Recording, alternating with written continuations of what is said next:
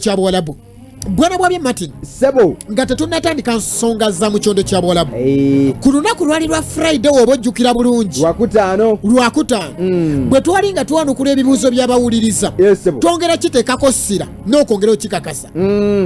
Ku bibuuzo bannayuganda bye baali beebuuza, omwali n'abali bagamba nti tulengera mu bye bakkiriziganyako Iran eringa yawangula. Ojjukira ebigambo byange ng'ategeeza bannayuganda nti ensonga zino toyinza kumala gagamba nti gundi yawangula bbanga tezinnaggwa, n'ekugamba nti n'ebimu ku byakkiriziganyizibwako mu ndagaano ng'ennaku tezinnaggwako salesere gwe baateekawo ojja kuwulira nga buli omu alumiriza munne nti gundi otyobodde ebyali mu ndagaano. Twabyogedde ku Friday, Saturday, America ne bafuna obutakkaanya wakati w'ensi ya Iran ne America. America ng'erumiriza Iran okukola obulumbaganyi kulimu ku lyato eryali liyita mu kagolomolo ka Strait of Hormuz. Naye nga bituufu oba abasibako matugambuzi. Iran egamba eryato lino lyali lyagala okuyitawo nga terikoze eki, nga terikufunye lukusa, teryaziddwa. Basooka gacekinga gacekera baba Iran bagamba tulina kusooka kugaza. America agamba galina okuyitawo awatali yadde kakwakulizo, awatali yadde kugateganya. Omuyirani agamba tebijja bbeera bwe bityo. Omuyirani mu kulikolako obulumbaganyi, America n'agamba ebyosaaga n'aweereza ne beekuba, n'aweereza wali munda mu Iran okuba enfa ez'enjawulo, omuli eziyambako mu ketta, omuli enfo omukuumirwa ebyokulwanyisa emizinga. Omusajja America n'agenda mu maaso n'okuzirumba. Wanje America n'agenda mu maaso n'okuzirumba. Omu-Iran teyayanukula, kwe kwanukula ng'ayolekera mu nsi ez'enjawulo eziri mu kyondo kya Buwarabu omuli Kuwait ne Bahrain. Era okusinziira ku ggye liri erya Islamic Revolutionary Guard Corps livuddeyo litegeeza nti enfo z'abasajja Abamerika ze baakubye ku luuyi eyo z'enfo eziri 8.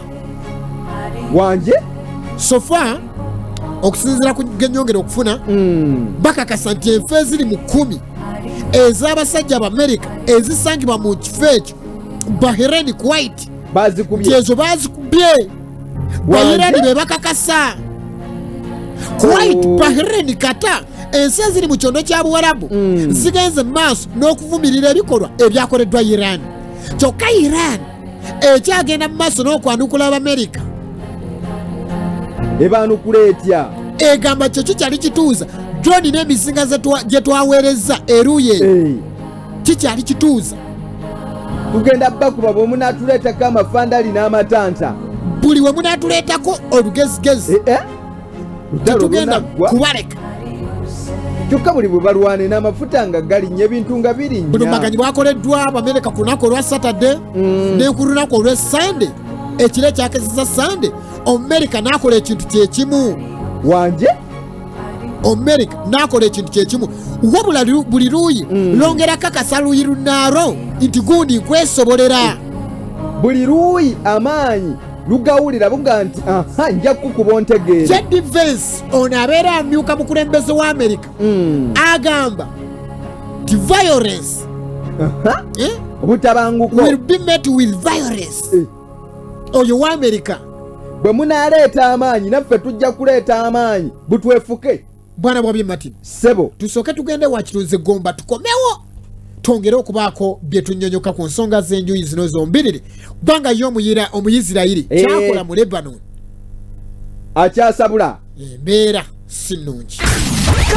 Kati twogere ki kisobola okuddamu ebintu bino ddala Mukama bw'abeera ku luuyi lwaffe.